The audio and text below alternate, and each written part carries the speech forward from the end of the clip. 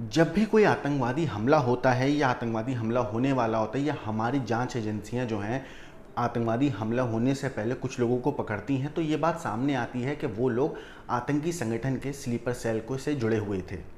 Sleeper cell आसान शब्दों में अगर बोलें तो ये एक ऐसा संगठन होता है या ऐसे लोग होते हैं जो आम लोगों की तरह ज़िंदगी बिताते हैं आम लोगों के बीच में। अक्सर बॉर्डर पर जब हमारे सैनिक दुश्मनों पे गोली चलाते हैं या उधर की साइड से गोली चलती है, तो हमें पता रहता है कि हमारे सामने से जो गोली आ रही है वो हमारे दुश्मन की है। हमें पता रहता है कि सामने से गोली चलाने वाला हमारा दुश्मन है। लेकिन स्लीपर सेल के साथ ऐसा नहीं है। स्लीपर सेल एक ऐसा ग्रुप होता है जो आतंकवादी संगठनों से जुड़े होते हैं, लेकिन वो अकेले में एक आम आदमी की तरह ज़िंदगी बिताते हैं। ये लोग ऑफलाइन मोड पर रहते हैं, लेकिन तब ये लोग एक्टिवेट होते हैं जब इनके जो आका होते हैं, जो इनके हैंडलर्स होते हैं, वो इनको किसी ख़ास मकसद के लिए या ख़ास आतंकी हमले के लिए इनको गाइड करते हैं। अब अगर मैं इसे और आसान शब्दों में बताऊं तो स्लीपर सेल जासूसों का वो ग्रुप होता है जो आम लोगों की तरह ज़िंदगी बिताते हैं, जिनके ऊपर कोई डेडलाइन नहीं होती है।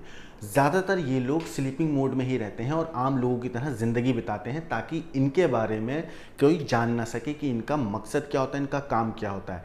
आम दिनों में ये रोज़मर्रा की तरह काम भी करते हैं, ऑफिस भी जाते हैं, घर बार भी होता है, लेकिन जब इनके आका यानी इनके हैंडलर्स इनको कोई काम सौंपते हैं तो ये लोग एकदम एक्टिवेट मोड में आ जाते हैं। मोटा मोटा अगर समझे, इनका काम होता है जो आतंकी संगठन के जो और आतंकवादी आते हैं उनको कहीं छुपाना, उनके रहने का इंतज़ाम करना, उनके खाने का इंतज़ाम करना। बेसिकली इनका जो मेन मोटिव होता है वो यही होता है, जो आतंकवादी आते हैं उनको किसी तरीके से छुपा सकें, उनके जो मकसद होता है, उनका जो घिनौना मकसद होता है उसको पूरा कर सकें। दूसरे शब्दों में कहें तो ये एक तरीके से मोहरे होते हैं। जो बड़े बड़े सरगना होते हैं उनके ये लोग छोटे छोटे मोहरे होते हैं जो ज़मीनी लेवल पे रह के हमले को या आतंकवादी किसी वारदात को अंजाम देने में अपने आकाओं की मदद करते हैं। जब तक इनके आका, इनके हैंडलर इनको कोई काम नहीं सौंपते तो ये लोग स्लीपिंग मोड में रहते हैं। कभी कभी ये स्लीपिंग मोड इनका सालों साल तक चलता है, लेकिन जब कोई इनका आका इनको कोई हुक्म देता है तो वो एकदम ये एक्टिवेट हो जाते हैं। इन लोगों से वैसे काम इसलिए ज़्यादा नहीं करवाया जाता ताकि ये और लोगों की नज़रों में ना आए। कभी कभी ये भी देखा गया है कि जो स्लीपिंग सेल वाले लोग होते हैं वो ज़रूरी नहीं कि वो एक ही धर्म से हों।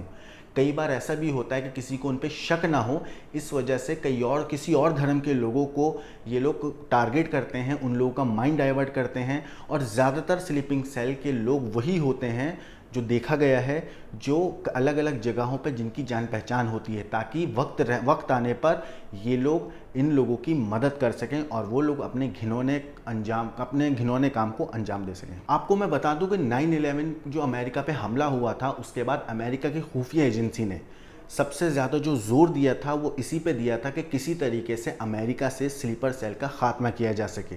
और यही वजह है कि 9/11 के बाद उन्होंने बड़ी तादाद में एक तरीके से एक अभियान चलाया, जिसमें उन्होंने टारगेट किया उन लोगों को ढूंढ कर जो लोग स्लीपर सेल का हिस्सा थे।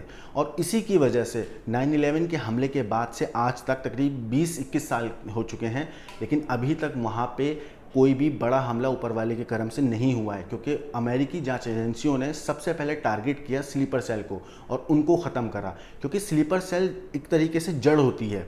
अगर इनके आकाओं की मदद ही नहीं हो पाएगी ज़मीनी लेवल पे, तो वो किसी भी तरह के बड़े हमले को अंजाम नहीं दे सकते हैं। आप हमें कमेंट करके ज़रूर बताइए कि आपको ये वीडियो कैसी लगी। इस वीडियो को लाइक कीजिए, शेयर कीजिए और सब्सक्राइब करिए क्राइम तक को।